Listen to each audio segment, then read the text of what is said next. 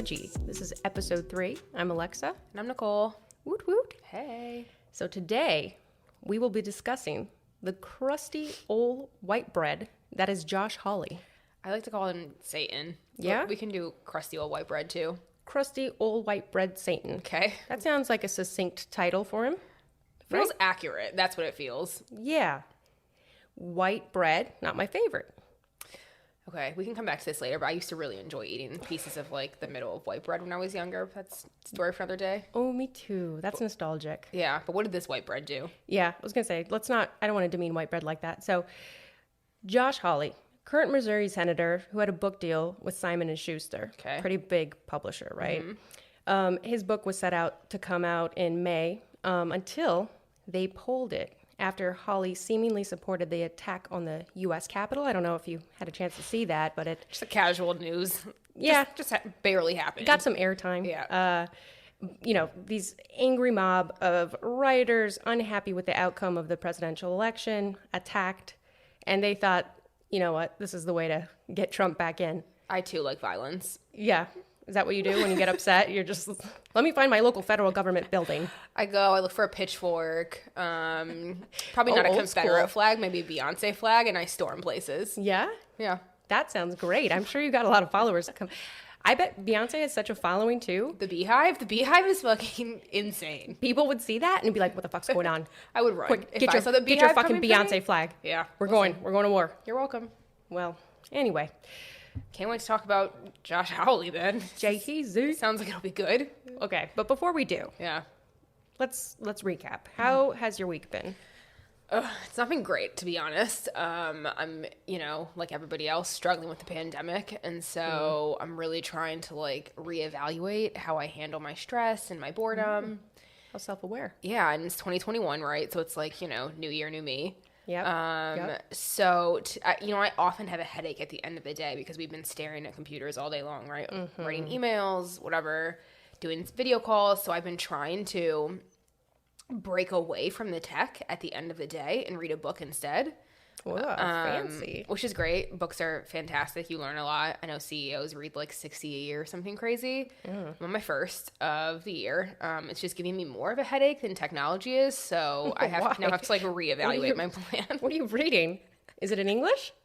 It definitely is. It was a verbose book, so maybe that was the issue. But Verbose, you're fancy. I know that's what you learn when you read. You're welcome. Why don't you class yourself up? I think that's the problem. I'm over here with Dr. Seuss. You're reading verbose books. Like, what the hell? Well, what are you doing? And what's been going on with you? All right, look. My wife is just a fitness expert, She's a saint. and I feel like I need to try to keep up. And by try to keep up, I mean like maybe think about working out every now and then. And so this week I was like, you know what? Same thing you did, right? New year, new me. Yeah. This is every year. I'm going to work out a bunch. So we have a Peloton bike, and it has helped, I will say, because there's really no excuse for me to not move at all when the bike is set in front of our TV. Right. So, I have my reality shows, and I'm trying to bike. And so I did that, and now I can't walk. I'm really sore, and I don't know if it's actually from the workout. I think it's from just sitting on the bike seat because I didn't really try that hard. I didn't really pedal that fast. Okay. But literally my butt is sore. So did you from sit the there bike and like seat. take selfies, or did you I would actually say work out? I took a leisurely stroll. Okay. There are classes, or you can do like scenic rides. And I was like, let's go scenic. So you did like the 80-year-old version of Peloton? Hell yeah. Okay. I had my TV show on.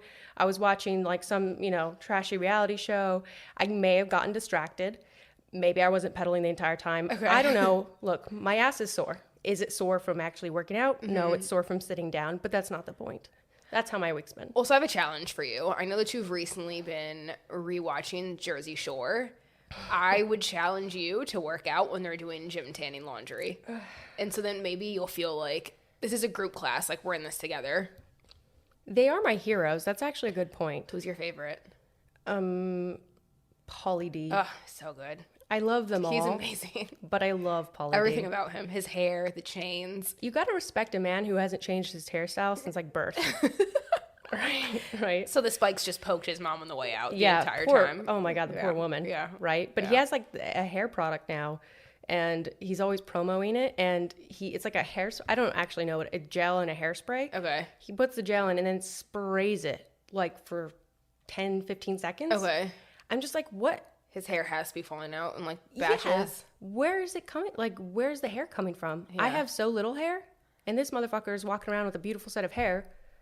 He does have great hair. Look, I'm not saying the style is the best, but it looks like he has full long locks. He has great hair, and sadly, Josh Hawley does too. I've noticed that he has quite a full head of locks.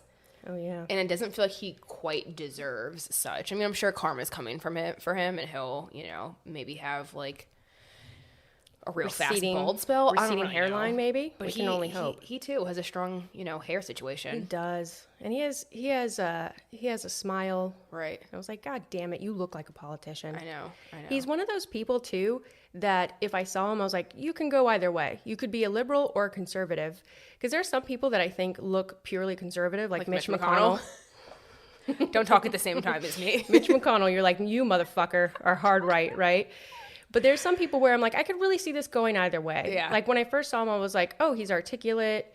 Not knowing anything, I just had seen like a clip of him. Mm-hmm. And then I was like, oh, that's Josh Hawley. Yeah. Never mind, this motherfucker, blah, blah, blah, blah, blah. Yeah, he can go straight to hell. I mean, I feel like we'll dig into why. We've got, a little bit of time ahead of us. Let's really head to hell now. Parse through Josh Hawley's Let's go bullshit. with him to hell. Let's give him a tour. Let's try it out. We're familiar with the place. All right, so tell me about your guy, Jay Howells. What are we calling him today? Jay Heezy? You know what? He's a man of many names. Okay. That I've given him. Satan, don't forget that one. Saint, yeah. So, but right now, I like Jay Halls and Jay Heezy. Okay. I'll try to remember that. Because, he's he's not woke, but he has a problem with the woke people. So I'm just, look, Jay, if you want to be a little cooler. Anyway, okay, so back to today's topic. Okay. Josh Hawley, Jay Heezy. So this guy, where do we start? He's a senator from Missouri. He's conservative, shocking. He's like the right wing's darling boy. So the Betty White for MAGA Republicans. Okay. Right? Like I feel like he's just like adorable to them. I mean, as we talked about, he looks, he's got a good face, so I understand why they're like, let's make him the poster child. Yeah, and it's him or Ted Cruz, and he's... Josh Hawley's going to win that face contest. That sound of disgust. Okay. Yeah, sorry. right? Sorry, guys. Ted Cruz is like a mashed up potato. He's past his prime, but Josh Hawley's good for like a bit of, conservatism and bullshit. I don't know. Just go on. It's We're fine. really trying to be pros and cons with this, aren't we? Here are the positives. He has hair. He has teeth. Okay, so who is this guy, right? Where did he come from? Why is he the Betty White for MAGA nation? So, humble beginnings. He went to Stanford undergrad, Yale Law School. Ooh, casual. And he clerked for Supreme Court Chief Justice Roberts, right? So this guy, Super humble. struggled. He was a constitutional law professor at University of Missouri Law School. Okay. Which, of course, is important to keep in mind because I think he has some trouble understanding what the Constitution says, but we'll get there. Okay. Right? Became Attorney General of Missouri in 2016, which just means he's like Missouri's attorney, right? He's like the guy. Missouri's like, hey, we want to sue somebody. Jay Heezy, help us out. Okay.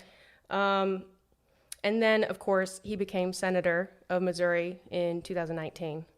So it's really cute that I feel like he tries to campaign himself as like a man of the people. And he's like, I get your concerns. I get your struggles. Like, y'all are right, man. COVID is fucking hard. We've lost our jobs. Right. We're sick and tired of this. And then I'm like, bro, you've spent no less than $400,000 on your education alone. Right. You're a professor. You fucking intern with the Chief Justice of the Supreme Court. Yeah. But you're like the poster child for humble beginnings and helping the middle class be reborn, helping bring the lower class up. But like, good for him for the lies. You know what it reminds me of? Please tell me you've seen this movie, Zoolander.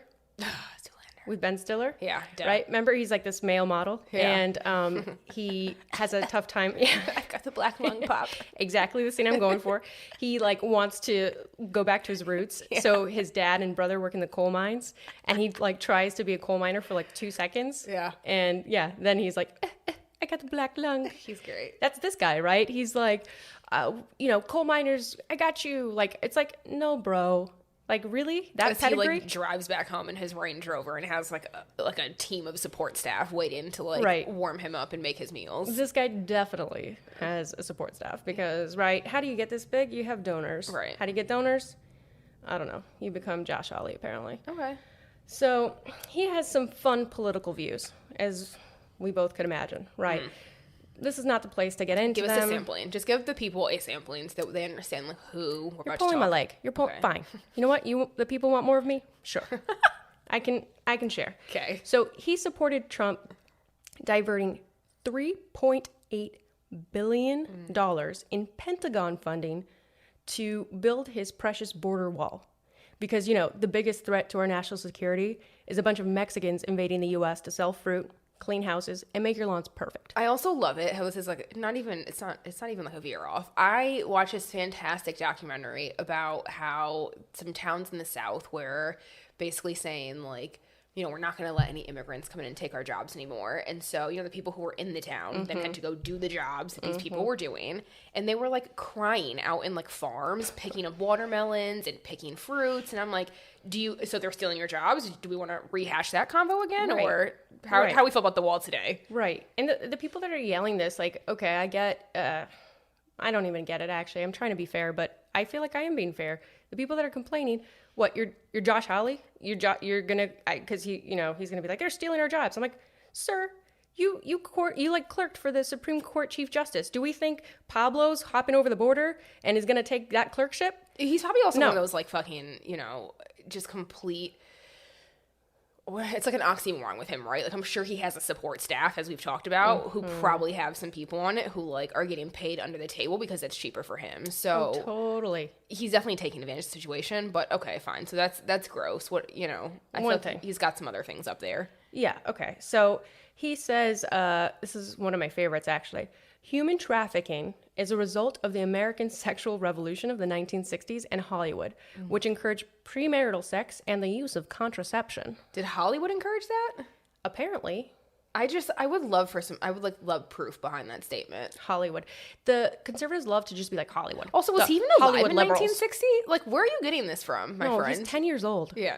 No, shut the fuck up. I'm moving past that one. But he's a joke. Premarital. Who says that? Premarital sex. Let's get married. I'm like, bro, you bad in bed? Because unless you give a little preview, I'm not signing up for this gig, But anyway, we'll talk about our views of sex on another episode. Or not. So the other thing, he's not a big fan of the LGBTQ community. Shocker.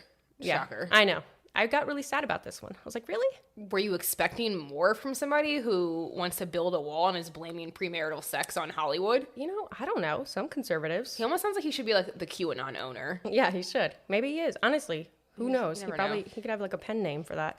So after the Supreme Court ruled that federal law prohibited workplace discrimination on the basis of sexual orientation and gender identity, which seems like a fair thing to me, Hawley criticized the decision by saying it represents the end of the conservative legal movement. So basically, he can't be in power anymore. So he feels like his claim to fame or his position wherever the fuck he is now, at jeopardy. Yeah. So why not blame it on the gays? Right. It's always the gays. Mm-hmm. It's like, either the gays or the blacks. It goes, I feel like we took the brunt first, but I'll give you some of it. We're like passing the baton. It's like a relay now. Who's got it worse? Our turn. We'll take it. Give you a break. Go watch some Netflix. Yeah. Yeah. So poor guy. I mean, It was fun. Was that? I can definitely see getting behind that. Oh, yeah. And voting for that guy to be your senator. I know. Bummer. So unfortunately, I think he'll probably still try to pray the gay away, but TBD. Okay. Okay. So fast forwarding a little bit, he's had this book in the works, right? Mm-hmm. With, like I said, this big time publisher, Simon & Schuster, appropriately titled The Tyranny of Big Tech, which was set to come out in May 2021. And I know. It's just exhausting. Just exhausting some more.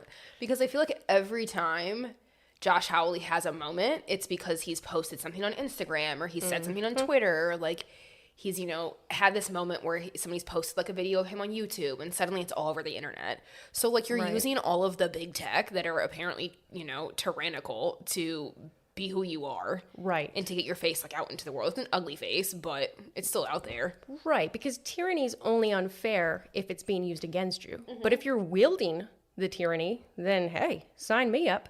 Because if Facebook was like, stupid liberals who want equal rights, shut up. We're going to censor you. You're now, right? Like, Twitter. Imagine tweeting, you're like, equal rights for all. And Twitter's They like, block you.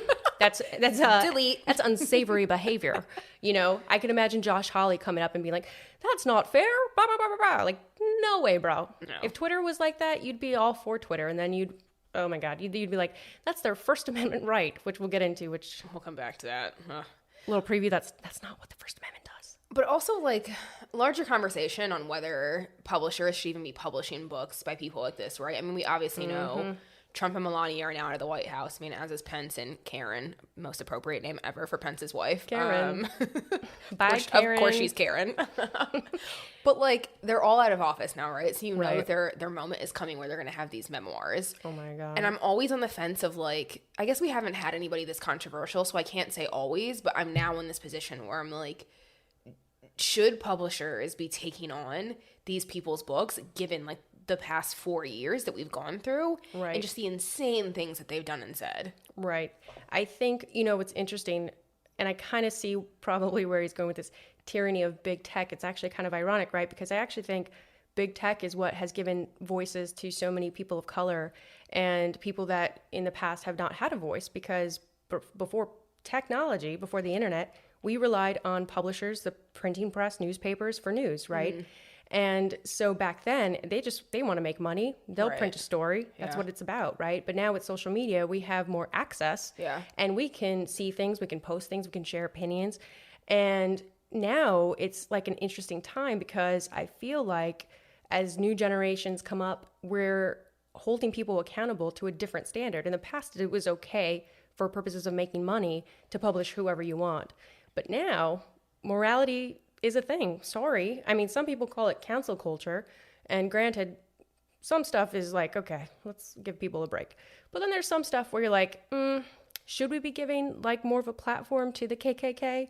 Is that really what we mean by, you know, everybody's opinion matters? I don't think so.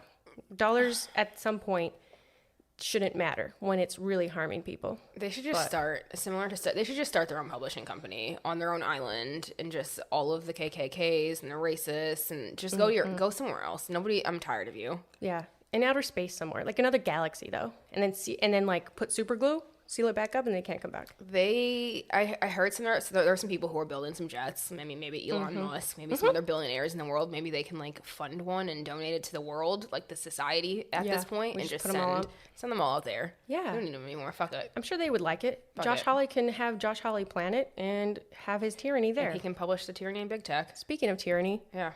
The capital coup. Goodness. Okay. So he has this book coming out, right? He's going to like cry about big tech. We need to back up for a second because I don't want to bore our listeners to death or you, heaven forbid, because I know I was really big about this during the election. I wanted to talk your ear off about the Electoral College. And you were text like, all the fucking time. I thought I worked for like CNN and New York Times. I was just like, I feel like my husband easily could have thought that I was having an affair because I was getting texts from Alexa nonstop. It would be like 3 a.m. Yeah, booty call hours. She's like, "Did you see what just happened? No. Did you see what just happened? What they said on CNN?" And I'm like, "But I'm fully asleep right now." I was up with Steve Kornacki in my Gap outfit with him in solidarity. I went to Gap. I was like, let me get some khakis, some corduroys. You know, like is it Gap or J. Crew? I'm gonna call it Gap. He's probably. I hope he's J. Crew. They're owned by the same parent company, so it actually doesn't really fucking matter. I went to the Gap, so. That's my level. We're not Steve Kornacki level. We're not getting people to fund our fucking I was up there like stay-at-home outfits. Having so much fun. So okay. So I want to explain what this was all about, right? So we have our presidential elections, and I feel like for whatever reason, this presidential election was so controversial, right? And there was so much disinformation being spread, and like what was going on, right? So we have something called the Electoral College, which is a process we use to select the president and vice president. What a process at that. I know. It's so Electoral College. What happens there? Are you going to give us like a little brief? I'm going to try. Okay. I'm going to try to do it in like 5 sentences. Look, if anybody else is interested in talking to me about this, hit me up in the DMs. Wow. But when we vote, we're actually voting for our candidates' preferred state electors, which is just a fancy way of saying it's the people chosen by the applicable political party, right? The Dems choose their electors, Republicans choose their electors. There's a couple other parties, we're not going to talk about them. Doesn't really matter. So if you vote for Biden, you're actually not directly voting for Biden, but instead you're voting for the electors who will vote for Biden on your behalf, right? And then whichever presidential ticket gets the majority of these electoral votes wins. So once the votes are cast and counted, each state, another, canvasses and certifies their results, which is just a fancy way of saying we double checked and we're good. Yeah, stop Everything using looks fancy up. words. What the fuck? Look, You're not that smart. Keep going though. Wow. Says the person who was like, can you do the electoral college part of this podcast? But okay, let's move on. So then That's each all state... she's good enough for. Okay, sorry. I literally have 2 sentences left. Okay. Then each state sends their results to Congress, who then certifies the state's results, right? So they're like, it's like a little baton. This is what we're doing. We're passing off the baton.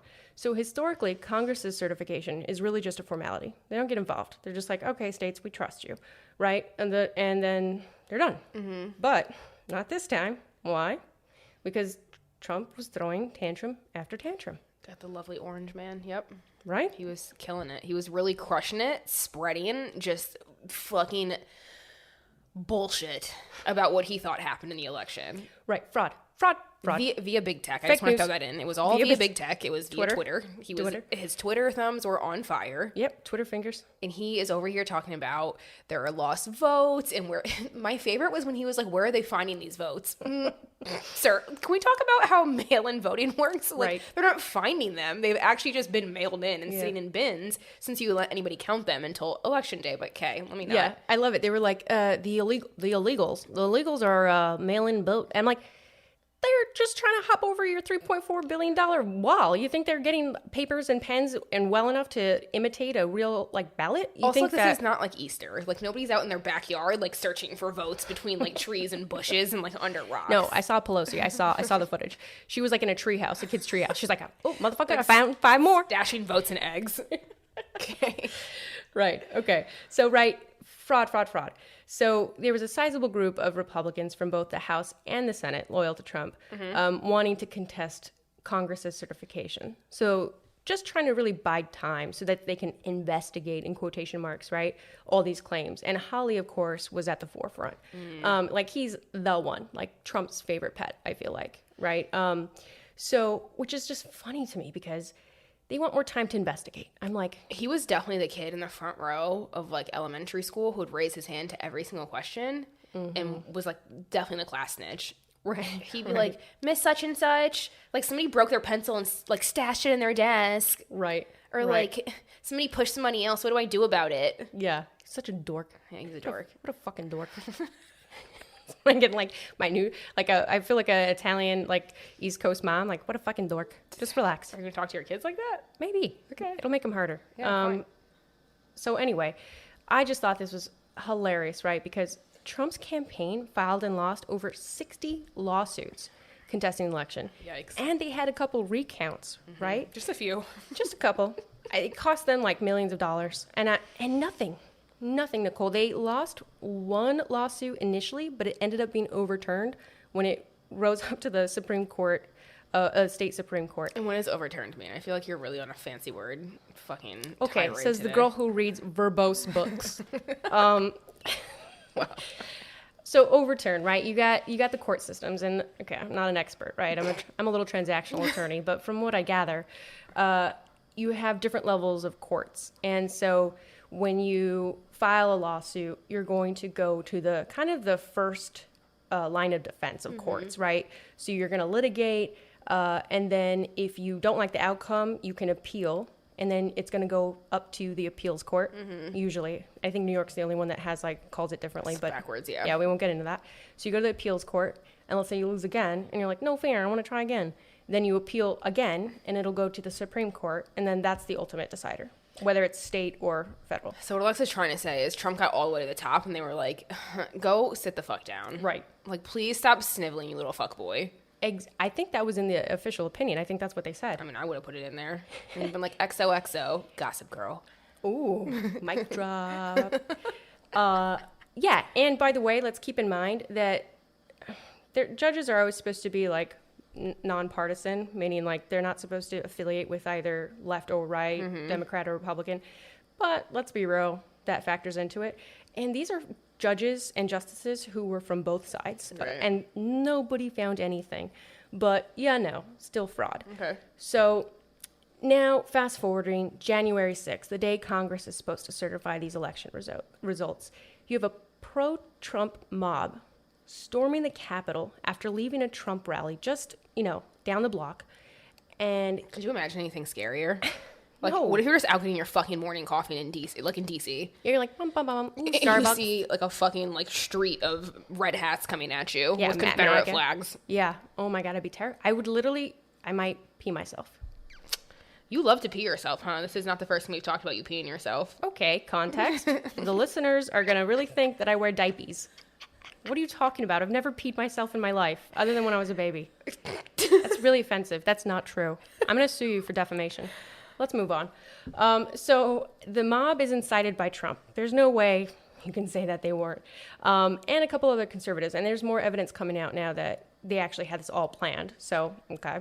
But I guess their idea was what? We're going to overrun the Capitol, and then we're going to stop the certification, and then Trump is going to win? Because that's how things work? So, and also, it's worth noting that one of those conservatives who, people are saying incited this riot was Jay Howell / Jay Heasy. I mean, there are now pictures that are like, of course, making their way around the QAnon websites and the conservative platforms where he's walking into the Capitol and he sees the group of, ultimately rioters. At that point, they were still, let's call it protesters, but then it obviously flipped, and he, like, raised a fist to them, and so everybody thought that was a sign of, like, solidarity, and he's with them, right. And he's on their side. So, it wasn't just Trump, ultimately. Like, other people kind of egged these rioters on. Very good point. And he did. That's like one of the more famous photos that came out of that day, right? Yeah. It's like him with his fist. Mm-hmm. And you're like, what the hell? It's basically, to me, it was like a head nod. Like, you guys are doing good by us. Like, thank you. Good work. Keep it up, guys. One of my other favorite photos, this is a quick tangent, but I was just reading this, that, everybody's, of course, scrambling because they don't know what's going on. There's people invading the Capitol. And then this poor, like, Senate aide goes back to save the 3 mahogany boxes that have the certification, like the votes in the boxes. Of course, the 3. Woman. Mm-hmm. Yeah, and she like calls for like someone else to help because these are pretty sizable mahogany boxes. And what I'm literally thinking is, does she get paid enough to be like Indiana Jones, to be like stealing, like, oh no, we have to keep the treasure? Everybody else fled that shit. It was an aide who was like, let's save the boxes. Leave it to a woman to save the day. Yeah, and also, can we kind of get hip? We're the 21st century, and we're putting votes in, like, giant mahogany boxes. They look like mini coffins. Are you kidding me right now? Can we not email the results? I mean, Russia.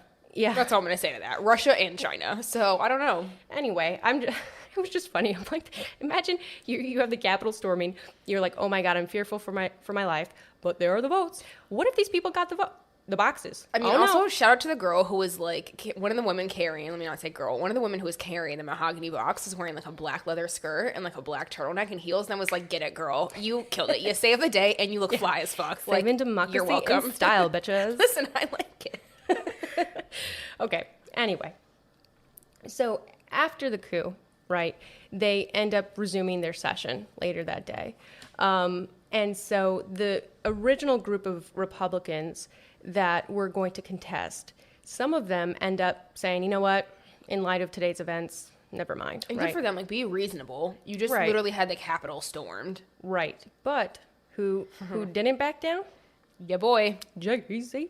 So Josh Hawley stood strong, in quotes, for his constituents and refused to certify the results, later stating, I will never apologize for giving voice to the millions of Missourians and Americans who have concerns about the integrity of our elections. That's my job, and I will keep doing it. Well, if anything, I just learned how to refer to people from Missouri. Missourians? Who the fuck ever knew? Missourians? We continue to learn from the wealth of knowledge that is Jay Heasy. I don't know what I would have said, Missourians? honestly. Okay. Is that what you're most impressed by now so far? I just learned something from him. Whoever thought that would happen.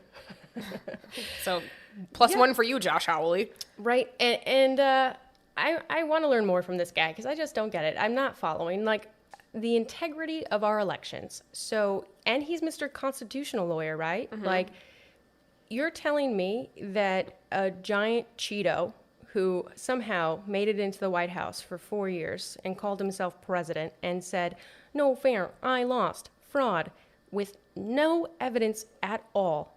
But people are yet saying there's fraud? That's the integrity? All right, fine. Yeah.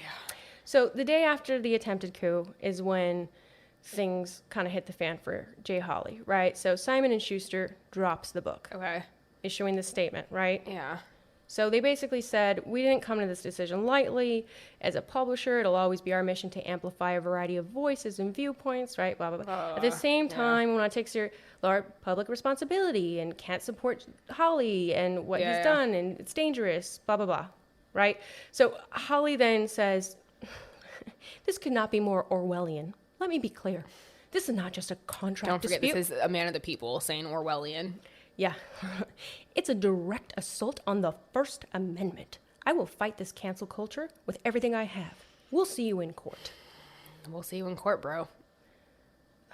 Nicole, please break this down for me. What is going on? I mean, honestly, you just said so much. Like, where to even begin? So, okay, clearly from his quote, right, he said this is not just a contract dispute. So he thinks that there is some basis for a contract claim. And so I think what he's trying to say is that he's claiming that Simon & Schuster breached their contract, which essentially means that, right, they've got this contract agreement in place that says, Josh, you'll write this book under this timeline. We'll pay you X, Y, and Z. He probably got an advance. He's probably due more money, a lot more money, like once the book is actually done and published. And so seemingly it sounds like he's saying that one of the obligations that Simon & Schuster had in that agreement, they're no longer kind of upholding. Right. And so he's saying, you breached the contract, you breached the agreement, which is maybe, I guess, like possibly, but it really depends on exactly what the contract says and what termination rights they have. Because, I mean, they're Simon & Schuster. They're one of the world's largest publishers.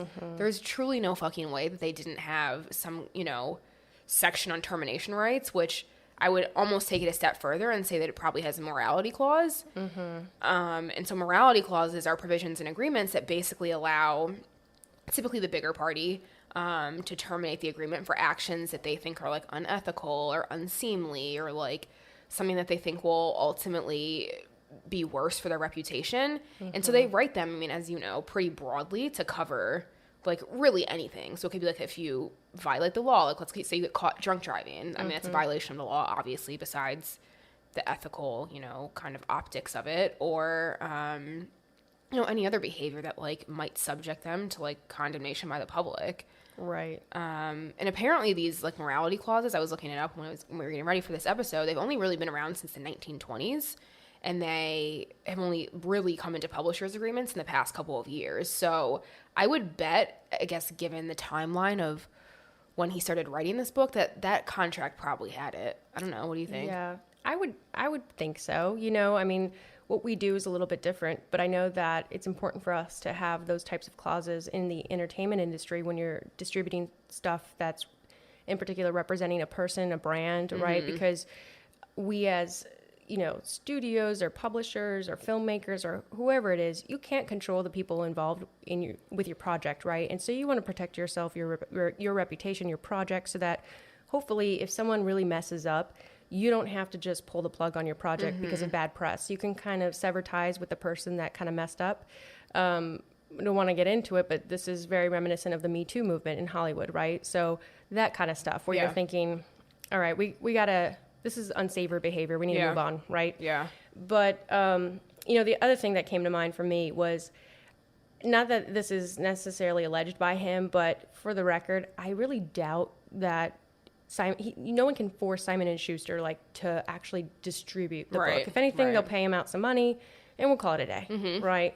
But anyway, moving on. So he says this is a direct assault on his First Amendment rights. Favorite thing. I think this is probably my favorite thing out of everything because he's Mr. Con Law. He was a constitutional lawyer. So, Nicole, please tell me what the First Amendment does and why this does not apply at all. I have gotten so many texts about the First Amendment from friends, family, etc., like clarifying what it means that I now feel like I've got this ingrained in my brain if I ever had questions. Good for you. Truly, the First Amendment only prohibits the government, or what we call them like public actors, from restricting people's speech. And so because it's restrictive of the government, it absolutely does not require that private companies have to work with anybody if they're, making or giving some kind of speech or disseminating something that they don't agree with. And so this is just so akin to like all of the idiots who were on Instagram saying that Twitter, offended Trump's First Amendment rights when they kicked him off of the website. Right. Like they took away his First Amendment. I'm like, unless Twitter became the president and the government, that's not how it works. private actors don't. They don't know. It They're doesn't not apply susceptible to to them. the First Amendment, Also, right? like, there's Google. Why don't people just Google this? Like, I think it literally says in the words, like, the government cannot restrict. But okay. Yeah, and the other thing, the quick note, which is a little bit of a tangent again, but private companies are allowed to have terms of use, right? Which we all agree to when we sign up for these different accounts. No one actually reads them. We don't even. Yeah. And we're lawyers, but they're boring. No one wants to read them. But they have stuff in there that say you can't do this, you can do, they'll Right. say if you do this, you'll get kicked off our service. Yeah. They're not obligated to post your shit. So No. if you're posting terrible racist stuff, they can take you down. I mean, it just feels like a bunch of baseless claims. Like, I think the contract thing is not going to happen. He'll take it to court. They'll probably dismiss the claims. The First Amendment shit, like, obviously, it doesn't sound like there's, we don't think that there's any basis to those. So it just feels like he's blowing a lot of hot air. Right. And for what? To become the martyr, I think. He wants attention. But anyway, so, and he's claiming cancel culture. I don't even know if it's worth giving him any more breath, but it's just hilarious. Where I'm like, Josh. that's like the right's new thing, right? The cancel culture. And I'm like, yeah, if we're canceling your ideologies around like white supremacy, yeah, I guess we are cancel culture. If Right. you want to call that cancel It's culture. also just holding people accountable. Like, Right. okay, that happens. Yeah, exactly. So, okay, where are we now? So, funny enough, or maybe not funny, I mean, I guess we saw this coming. So, Regnery is... Regnery? I give up. Honestly, Regnery. I really tried. I, like, practiced that in the shower this morning and still couldn't get it right. Regnery. It's fine. There's some, like, conservative publishing press, and so now they're going to publish the book in May. Apparently they don't agree with everything he does, but they're saying that if the book is well crafted and if he has something worthwhile to say, they're happy to publish it, which really just means they're happy to get paid because they know that Right. there's like, I mean, half of the country fucking voted for Trump, so we can assume Right. said number of people might also buy Jay Howells' book. Oh, totally. And I love how that was like their official company statement. But then the president went on, I think he quoted to like the Wall Street Journal, of course. And he was basically blah, blah, blah, the readiness to silence someone because of who he is and whom he associates with is often called cancel culture. And I'm like, wait, who he associates with? Again, we're coming back to that whole like, who are we associating with people? We're associating with people who are discriminating, who are racist, who are all brought a these Confederate things. flag into the Capitol for the first time ever. Yeah. Yeah. I'm like, Okay. you're right. We are discriminating against like hate culture and white supremacy. Let me pull out my mini violin. Yeah, so sorry. And then the funny thing is, though, Regnery, right, this conservative publishing press, we found out after doing some research that under a 2018 distribution agreement that Simon & Schuster, the publisher who That kicked him off. went on record to say, no, Holly, bad boy, we're not going to publish your book. They actually handled distribution for Regnery So they're still worldwide. So they're getting the money. Yeah, So so they're just it's getting the money like it's an covertly optics. instead. It's an Cute. optics thing, I'm right? gonna do that too. That is, yeah. Imagine like what better ploy? You're like, you're like, yes, conservatives, I agree. Yes, liberals, I agree. They're doing it. They just want money. So, at least some of the world hates him. Still hates him. Even if it's optics. Yep. Little slap on the wrist, right? Because we got the Lowe's Hotel, who's no longer allowing his fundraiser to take place with them. I mean, 2 newspapers in his own home state, the Missourians apparently, have asked him to resign. Allegedly, they are Missourians. Yep. So we got some upset there. The Lincoln Project, a PAC run by top Republicans, called him public enemy number 1. Which is dramatic, but okay. I like it. I felt that way that day, so I can't fault them for that. Yeah, there they go being verbose. Whatever. Look, I used it in the sentence. Whatever. Everybody hates him.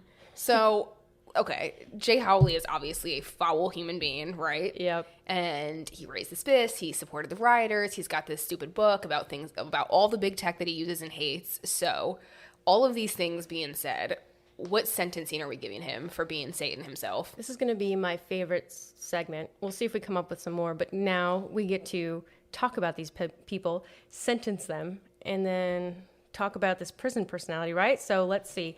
My sentencing, I want to teach this guy a lesson. I don't know if it's possible, Okay. but let's give it a go. Okay. So my sentence for him is lifetime in prison, but I'm not without kindness. Okay. I will give him an opportunity to change. So he may be eligible for parole if he can demonstrate that he now understands the definition of cancel culture and what the First Amendment does and how it should be applied. apparently that's going to be hard. If he spent his entire career doing constitutional law and can't figure out the First Amendment, then it's probably hopeless. That's my sentencing. Okay. All right. So, okay. So he's going to jail. Clearly, we've sent him away for life in prison. I doubt he's going to get out, but apparently Alexa has some kindness in her heart today. A little bit. I am just, as you know, and as you guys should know who are listening, I love prison shows. And so my favorite thing to consider is like people's prison personalities. So I have this like deep-seated belief that if he was in prison, he would like lead religious sessions and claim he's a changed man because he's got like a cellmate who's like a person of color. So he obviously understands like the black and or gay experience now, and he should definitely get out. I love this. And then can I add on to it? Duh. Now I am imagining he's just like baptizing people using toilet water. That's so disgusting. Right? He definitely is. He's just like, it's okay. It's the Lord. It's been blessed by the Lord. You know, like it's okay. It takes away all the germs. I mean, he probably too would have like, bringing it back to Gossip Girl, he's definitely got a journal under his pillow where he like talks shit about everybody in the prison. Yeah. And he's like, this stupid motherfucker like smoked a cigarette next to my cell room today. Like, I'm going to kill him tomorrow with kindness. Yeah. Like, here's an extra flash of smile for you. And then in his diary, this motherfucker And he hurt like my tosses feelings. his hair. Yeah. Exactly. Pauly D style. Look, I'm all for that. Or I could really see us just veering the opposite way. And he just like cries all day, sucks on his thumb, and whines for his mama and baba. Like I could just see him, right, just like crumpling into a shell of a man. Yeah, I mean, I agree. But well, listen, Jay Howells just got elected not too long ago. So it feels like we've got at least a couple years left with him to see how much worse he gets, because I don't know that there is better for him in store. No, I don't know. Let's see if he rides the wave, because people are saying maybe he'll run for president in 2024 along with Ted Cruz. So let's see. All right. Okay. We'll see. We'll keep you guys posted. I mean, in any event, thanks so much for tuning in to today's episode of Legally Judgy. We hope you enjoyed listening to us talk as much as we love the sound of our own voices. If you did, please subscribe, rate, and leave us a review. Feel free to connect with us on our socials at Legally Judgy. All right. Until next time. Oh my God. Same time.